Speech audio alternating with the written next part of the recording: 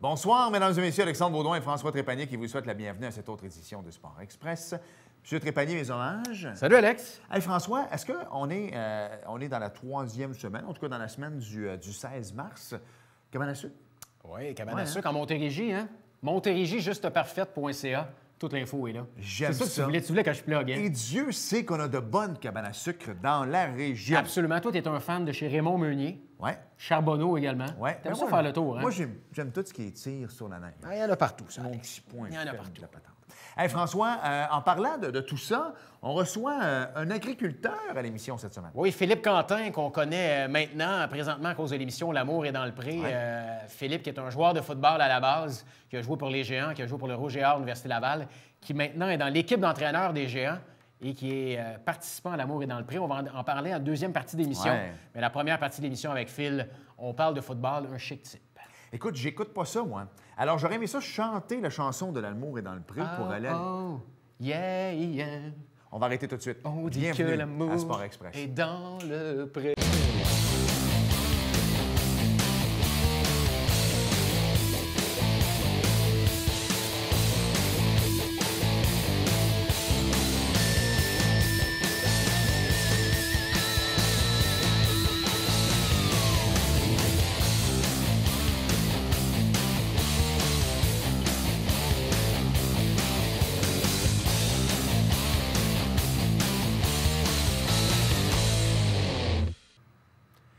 François, cette semaine à Sport Express, il a fallu que notre ami Louis fasse un ajustement sur... un recadrage. Un recadrage sur la caméra parce qu'une pièce d'homme, on va parler encore de foot et de jet set aussi un peu. En tout cas, Jet set québécois. Oui, exactement. On va commencer par présenter notre invité de cette semaine, Philippe Quentin. Salut. Salut. Les Phil. Écoute, bon, les gens vont te reconnaître. Moi, je suis pas ça, là, je vais vous avouer, je suis un peu dans le néant. Moi, je le mais, suis depuis cette année. Là. Candidat dans Amour est dans le pré sur VTL. Je connais le concept de l'émission avec Marie-Ève Janvier, mais... je suis pas. Alors là, à partir de la semaine... non, dans 2 semaines, je vais suivre, parce que là, je m'en vais dans le sud. On va en parler en deuxième partie. On va en parler en deuxième partie, parce que honnêtement, je trouve ça fort intéressant. Ouais. Mais d'abord, tu es un footballeur, tu es un gars qui est dans le giron des géants également. Le foot, ça fait partie intégrante de ta vie. Ça a commencé comment, tout jeune âge? Oui, pour moi, ça a commencé en secondaire 1. Dans le fond, j'étais à l'école Félix-Gabriel Marchand à Saint-Jean. Puis,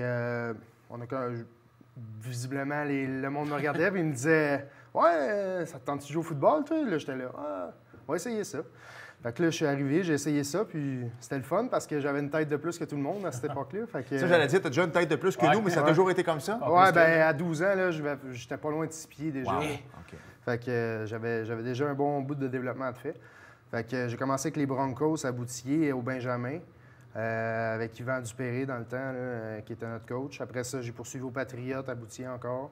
Puis, pour finir, ça a été à Beaulieu, au secondaire, dans le fond, secondaire 4-5. Puis après ça a été les Géants, puis l'Auja. T'as-tu tout de suite performé, Phil, quand t'as joué? Parce que, tu sais, je me mets à la place, moi, mon ancienne belle famille, ça coachait au basketball au niveau universitaire également. Puis ça qu'il me disait, il dit souvent, on recrute des gars que tout ce qu'ils ont au début sont grands. Ouais. Toi, t'étais grand, t'étais costaud, ils ont dit, faut que tu joues au foot. Mais t'as-tu performé? T'as-tu été capable de bien...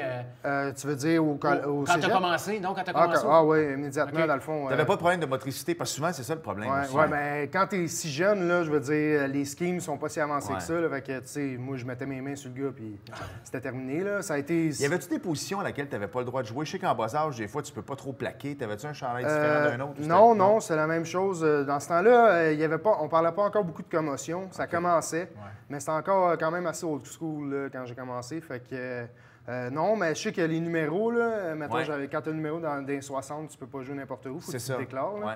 Mais je jouais O-line, D-line tout le temps, là, tout mon parcours. Je jouais both side, je jouais ses unités spéciales, je jouais partout. Dans le fond, mon coach me disait si tu as besoin de boire de l'eau, tu mettrais un genou à terre. Fait que c'était de même au secondaire. T'aurais même pas été porteur de ballon à la limite. On te donne le ballon, toi tu cours. J'ai joué des jeux même fullback là, sur une formation heavy. Puis, tu sais, c'était le bon temps. C'était le fun. Les Géants, ensuite, t'ont recruté. Tu as eu la chance d'évoluer 3 ans ici à Saint-Jean. C'est ça. 3 finales, Ouais. 2 bottes d'or. Ouais. Les débuts d'Alex Surprenant comme entraîneur-chef. Tu Ouais. étais là. Ouais. Parle-nous de la transition du secondaire au cégep. Comment ça a été? Pour moi, ça s'est bien passé parce que, évidemment, mon école secondaire était 1 km du cégep. Ouais. Puis ça n'a pas été difficile. Je suis arrivé, j'ai eu un impact immédiat, j'ai été partant. à ma première année. Ça a été plus difficile côté, mettons, ligne offensive. On n'avait pas une position très forte en 2013. Mais en 2014, on était à maturité.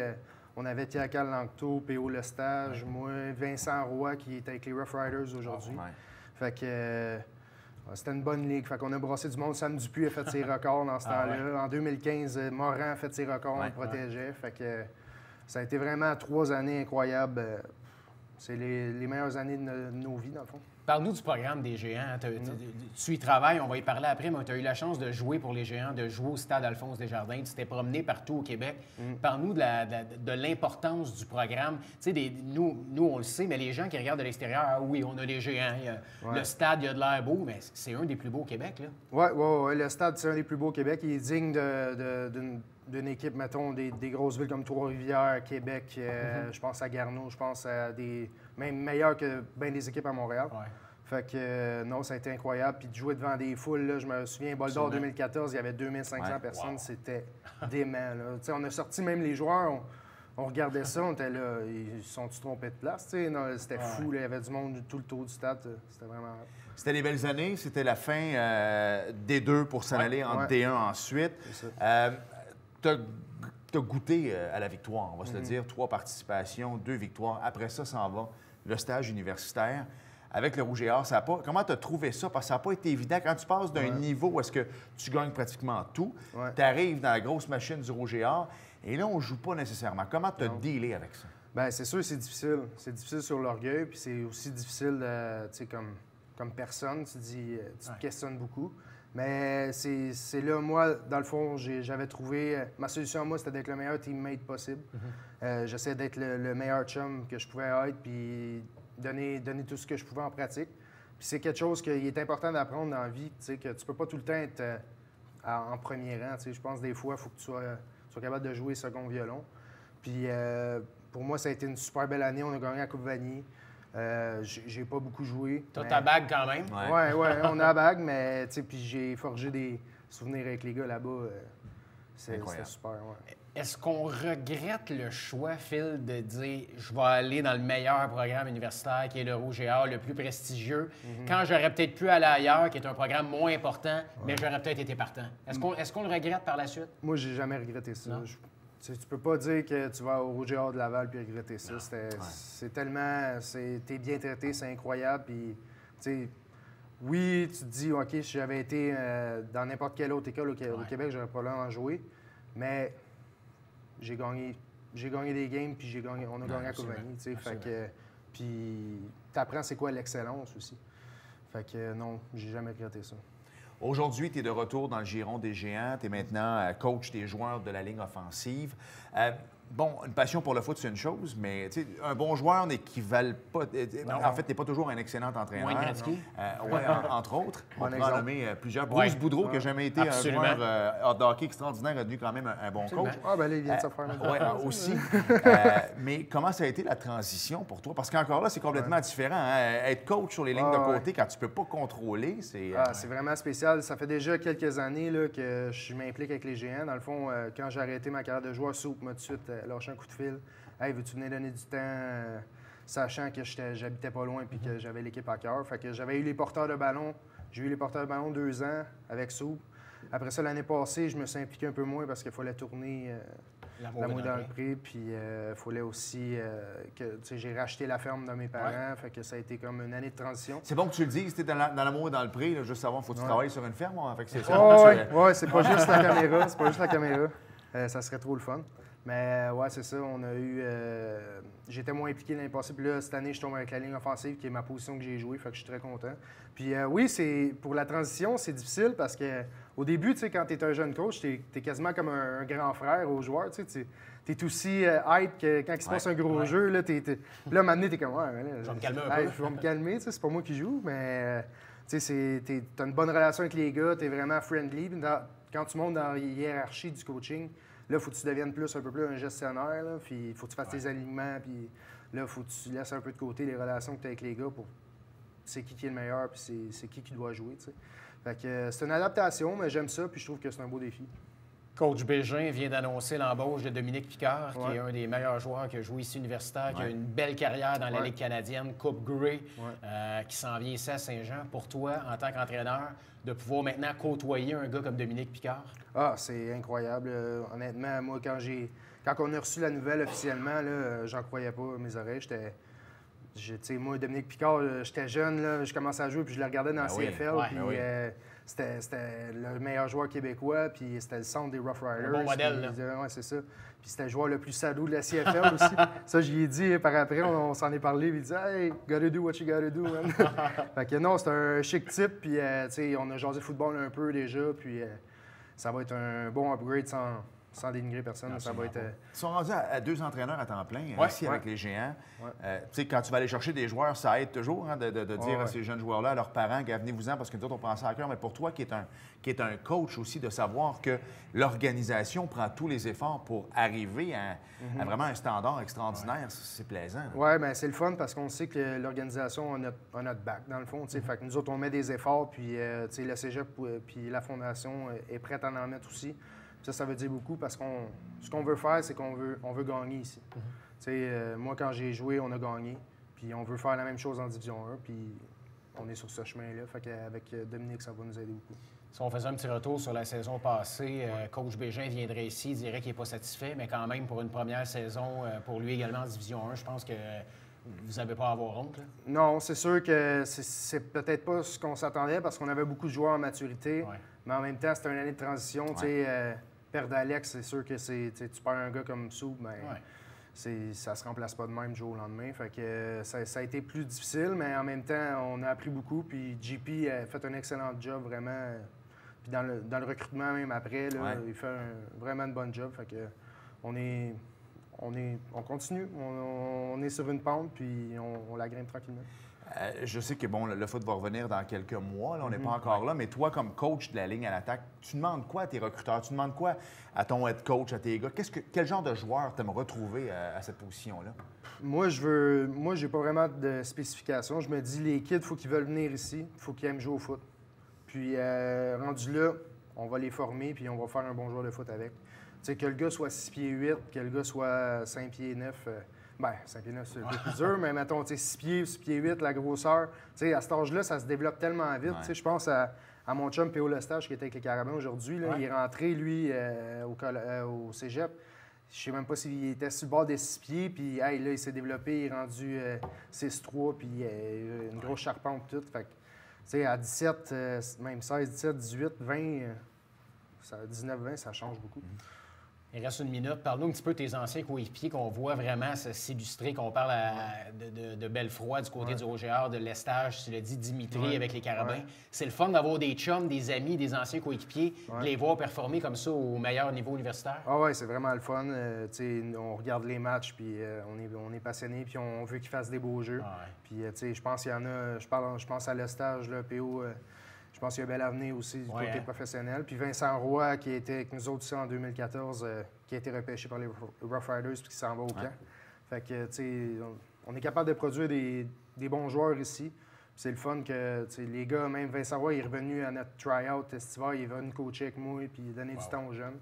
Fait que, les gars, ils prennent ça à cœur. Vous êtes bons, les gars, vous redonnez beaucoup au football. C'est ça qui est bien. C'est le fun de voir ça. On n'a pas le choix parce que quelqu'un l'a fait pour nous à un moment donné quand on était jeunes. Fait qu'il faut que quelqu'un le fasse pour les jeunes d'aujourd'hui. Puis en même temps, c'est notre passion. Absolument. Tu es un gars de ferme. Tu as pris une décision à l'automne parce que c'est pas mal là que ça a été tourné au départ. Et c'est maintenant qu'on voit le produit en ondes sur les ondes de vie de l'amour et dans le prix. On va s'arrêter. Et au retour, je veux qu'on revienne là-dessus parce que écoute, je te regarde, puis c'est ça. On est loin des fois on est loin d'Occupation Double, mais c'est ce qui est le fun du concept de l'amour dans le prix. Ça fait des vrais couples à la fin de tout ça. Vraiment... Puis je veux savoir comment, je sais pas si tu as perdu une gageure, mais comment est arrivé le fait que tu t'es inscrit là-dedans. C'est bon. On s'arrête et on revient avec Philippe Quentin.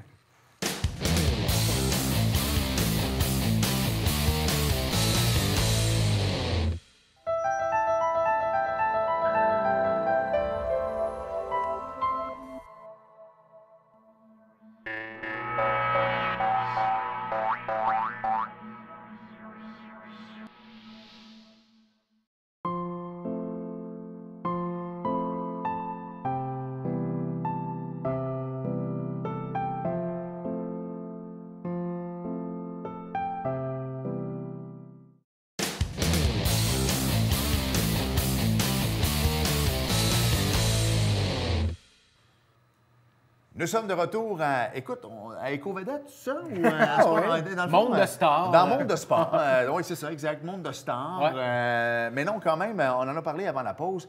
Tu t'es inscrit à L'Amour est dans le pré. Les gens connaissent depuis quelques saisons déjà avec Marie-Ève Janvier sur les ondes de V. Hey, 800 000 personnes qui ben écoutent oui, ça, Alex. c'est assez extraordinaire. Puis je pense que c'est la télé-réalité au Québec qui a produit le plus de couples de mariage et d'enfants.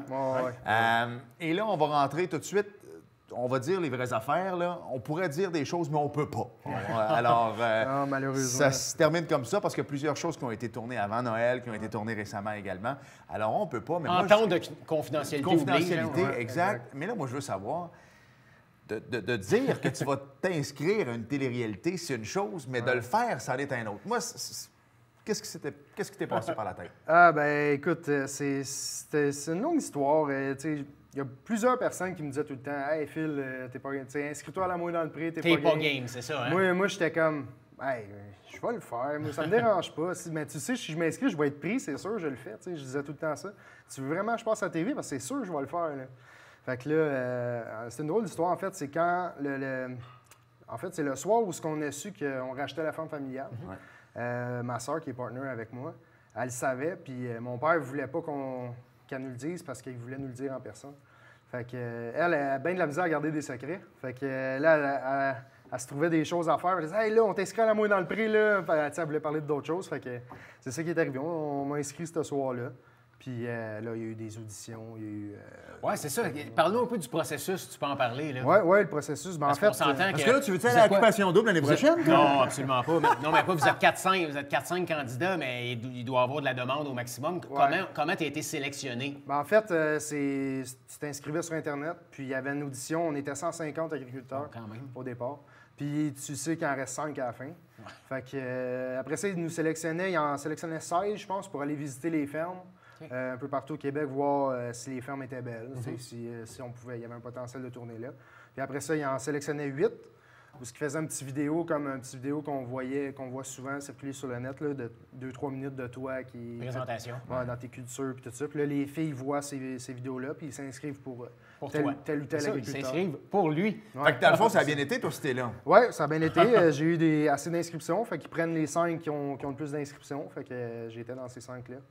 Mais là, de te faire suivre, de savoir que tu... Écoute, il devait avoir un petit stress en arrière de la tête quand même, parce que là, c'est le Québec au grand complet qui va te juger, qui va dire, lui, il est pas beau. J'aime pas sa coupe de cheveux, sa barbe est trop longue. C'est ça, là. Bien, c'est sûr. Mais là, tu me trouves ça? Non, moi, j'en pas là-dedans. Sois donc sage, Alex. Mais non, mais oui, ben, c'est sûr, moi, je suis pas un gars nerveux de nature. Mais... Non, ça prend du guts pour le faire, on va se le dire. Oui, c'est clair. Tu sais, moi, il y a bien du monde qui me disent, moi, j'aurais jamais fait ça. Là. Je sais pas comment tu fais. Puis... surtout, avoir des rapprochements à caméra, c'est pas tout le monde qui est à l'aise avec ça. Il faut toujours, tu penses que ta sœur, à la limite, c'est pas pire, mais que tes parents, ou je sais pas si t'as encore des grands-parents, mais que tes grands-parents vont voir ça. Écoute, ça peut mettre un blocage assez direct. Ben mes grands-parents, ils trouvent ça drôle. Ma grand-mère m'envoie des petits messages à chaque jeudi quand ça passe. Ah, t'es beau à TV, tu fais bien ça. Fait que, non, je pense qu'on prend tout ça avec un grain de sel, puis on est content. Là. Ça a été une belle aventure, somme toute. On en rit, justement, qu'on reçoit des messages, mais... Tu deviens comme une vedette instantanée, si on veut. J'imagine que tu dois t'en faire parler beaucoup. Tu sors dans la rue, à l'épicerie, au restaurant, les gens en parlent. Oui, c'est sûr que, surtout depuis que les épisodes sont commencés, là, à l'épicerie, je m'en fais parler. J'ai même une madame qui m'a demandé un selfie l'autre fois.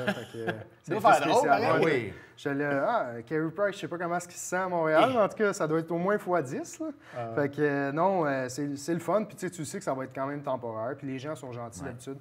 En vrai, ils sont gentils sur Facebook. Des fois, c'est d'autres choses. Là, mais... C'est ça pour ça, tantôt, ma question, dans le sens que les réseaux sociaux, cachés derrière un écran et un clavier, on peut être assez mesquin. Tu sais, des fois, c'est pas toujours cool. Oui, bien, je pense que pour moi, ça a été relativement correct. D'autres candidats, c'est plus difficile pour eux. Puis surtout, moi, ma mère, ça l'affecte beaucoup. Ma mère, elle voit ça, puis elle m'envoie des screenshots des fois, puis elle me dit, là, je mets, laissez faire, tu sais, c'est un loser, tu sais, ou tu sais, du monde qui commande de même des méchancetés gratuitement, tu sais. Fait que, mais non, relativement, ça va quand même bien, là, fait que je me méfie pas de ça. Tu as dit qu'il a fallu que tu mettes de côté un peu pas ta carrière, mais ta passion de coacher à cause justement des tournages. Ça ressemble à quoi le tournage d'une télé-réalité comme ça? Est-ce que c'est sur quelques mois? Est-ce que c'est quelques fois par semaine? Ben, si je calcule les auditions, c'était l'hiver passé, ça fait pratiquement un an. OK. Fait qu'on a eu les auditions. Après ça, ils venaient de tourner au printemps la capsule de présentation. Après ça, ben là, fin de l'été, début automne, là, on avait la semaine à la ferme où tu amènes les filles chez toi. Là, tu as 4 jours de tournage intensif. À travers ça, il faut que tu shootes le générique d'entrée aussi. Ils viennent une journée pour shooter ça. Après ça, là, mettons un mois plus tard, tu vas voir les filles chacun chez elles. Une journée. Fait que tu rencontres leur famille. Ça, c'est un autre, presque une semaine. C'est un bon 4 jours. Puis là, après ça, tu as le voyage qui est une autre semaine. Ben, C'est où le voyage? Mexique. Le pire. Ouais. Non, ça, c'était le fun. C'était un bout de Ouais, fun. non, ça doit. Hein? Ouais. Fait au niveau de ta vie en général, est-ce que tu peux dire que ta vie a changé depuis que ça s'est rendu en ondes? Ben oui, c'est sûr que ma vie a changé. Ben, je sais pas si ça va être permanent, mais temporairement changé, oui, là, parce que c'est sûr que le monde m'en parle tout le temps.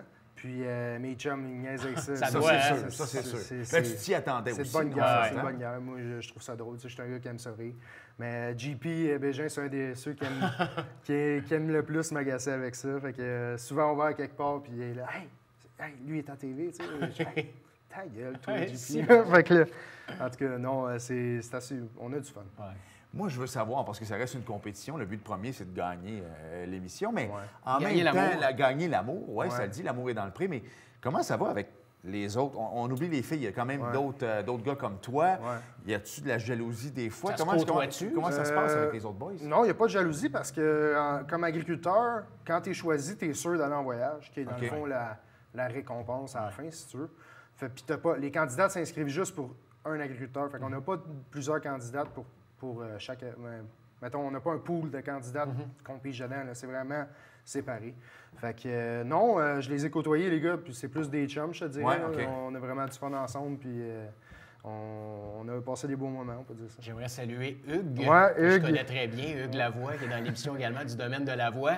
Alex ne regarde pas l'émission. Moi, je le regarde cette année à cause de toi et de Hugues, justement. Je connaissais deux personnes. Je vais Mais commencer. je veux qu'il puisse t'expliquer c'est quoi sa ferme, qu'est-ce que tu récoltes Vas-y, là-bas? exactement, oui. Dans le fond, la ferme est à Mont-Saint-Grégoire, pas loin d'ici. Puis nous autres, on est producteurs, on fait des bleuets, des asperges, puis des framboises. J'ai aussi une porcherie, fait qu'on fait des cochons pour l'alimentation. Puis, last but not least, on a une table champêtre qu'on reçoit les gens pendant le temps des sucres là, pour faire des repas de cabane à sucre, des mariages l'été. C'est sur réservation, c'est une ambiance assez privée. S'il y a tu parles du cochon, ton michoui doit être assez extraordinaire. Ouais, on est pas pire là-dedans. Je pense qu'il faut venir pour y goûter. Le nom de l'entreprise, c'est on Jardin va de le Versailles. plugger. Jardin de Versailles. Jardin de Versailles. Ouais. Mais ça, en même temps, c'est un beau coup de pub pour l'entreprise Ouais, aussi. ouais, on va c'est se le sûr dire, que- là. Ça paraît-tu? Est-ce que... Oui, bien, c'est sûr que moi, je m'arrangeais pour avoir du gear à l'effigie de l'entreprise, tu sais, pas plus fou qu'un autre, mais ouais, on espère que ça va attirer du monde pendant la saison estivale. Ouais, vas-y. Non, vas-y. Non, mais moi, je veux savoir, on peut pas en parler, mais est-ce que le tournage est terminé? Est-ce que le voyage est fait? Ou... Oui, le voyage est fait, ça a été fait au mois de décembre. Il nous reste actuellement un épisode à tourner, là, qui est comme la réunion de tous les agriculteurs des saisons antécédentes, puis de la saison actuelle au manoir du Lac-William. Ça, à chaque année, il y a ça. Parce que là, c'est quoi? C'est près de 15 émissions, tu dis? Oui, 13, je pense que c'est 13 épisodes, oui. Quand même. Parle-moi un peu de Marie-Ève Janvier. De ce qu'on voit de ce qu'on voit à la télévision avec Jean-François Brault.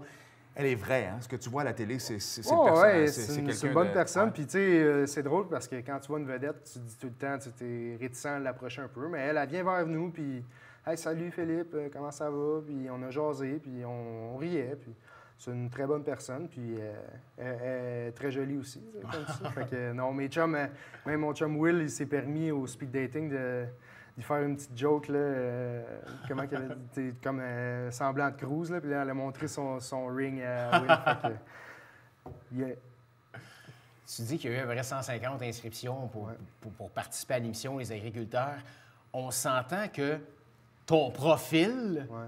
de joueur de football qui coach encore au football, qui a joué universitaire, c'est peu commun. Ouais. Ça doit avoir aidé à dire, ben écoute, les fermes sont belles, mais Ouais. lui, son histoire, elle nous plaît. Oui, c'est sûr que ça a aidé. Tu sais, tout est une question de marketing en TV. Il faut que tu sois capable de vendre ce que tu veux montrer. Fait que, tu sais, moi, il disait tout le temps que j'étais un joueur de football, qui avait joué haut, puis qui est encore impliqué là-dedans. Puis, c'est sûr que j'étais pas mal le seul aussi dans les tranches d'âge de la vingtaine. Fait que ça aussi, ça a aidé. Là. Les autres ont comme plus dans la trentaine, puis il y en a un même qui a 57 ans. Parce que, tu sais, encore là, le concept est pour trouver l'amour. Dans le métier dans lequel tu fais, on oublie le foot, là, dans le métier, c'est pas un métier qui est facile, on va se le dire. C'est pas tout le temps évident de trouver l'amour tout court. Là. Fait que les filles qui sont inscrites là-dedans savaient exactement à quoi s'attendre. Oui, c'est ça. Les filles, tu sais, ils savaient que c'est probablement pas moi qui va descendre la fin de semaine aller les voir. C'est les autres qui vont devoir se déplacer parce que moi, je travaille 7 jours semaine, puis c'est comme ça. Fait que, puis mes horaires sont... L'hiver, c'est plus facile, mais l'été, j'ai pas de temps pour te voir vraiment. Fait que c'est... Tu sais, les filles savent... Mais des fois, ils viennent à la ferme, puis ils ont comme Un choc. Un choc, là, parce qu'ils ne s'attendaient pas à ce que ça soit si pire que ça. Là. Ils sont comme, OK, fait que là, toi, c'est le même à tous les jours. Ouais. Puis, mettons, as-tu des journées libres? Bien, s'il mouille, des fois, c'est plus tranquille, mais sinon, non, c'est le même. Il y en a qui backent un peu. En tout cas, c'est de la belle pub au niveau touristique pour Saint-Jean-sur-Richelieu et région. Mon gars qui parle, là. Mont-Saint-Grégoire, non, mais on le voit à la télé, devant 800 000 personnes avec son Audi des géants, on te voit. On a vu des images au stade Alphonse Desjardins, on voit ton entreprise qui est à Mont-Saint-Grégoire. Tu es allé à l'Érablière Charbonneau, tu es allé ici au Glenmorgan à Saint-Jean. C'est quand même une belle carte postale, Alex. Toi, t'aimes ça en tant que directeur office de tourisme à Montérégie? C'est une belle pub pour la région, là. En tout cas, fort sympathique. Je te connaissais pas, mais je comprends pourquoi on t'a pris maintenant. Belle bouille, bien sympathique. Merci, Phil. Au plaisir, bonne saison de foot. Pour la suite. Yes. Merci, les gars. Merci.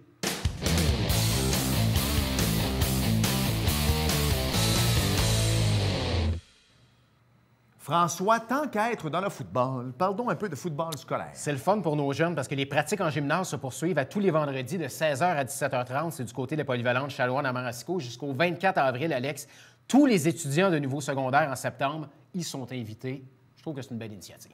Pour ce qui est du NASCAR, c'est une émission intemporelle, alors on n'est pas devin, on ne peut pas savoir qui a gagné, mais chose certaine, la prochaine course, c'est dimanche, le 22 mars à 14h, François, le Dixie Vodka. Ça, j'aime ça. J'ai goûté la Vodka 400 à Homestead Miami Speedway. C'est à Homestead en Floride. Merci, François. Merci, Alex. Ensemble, merci d'avoir été là. Et à la semaine prochaine. Oh, presque. Bye-bye. Salut.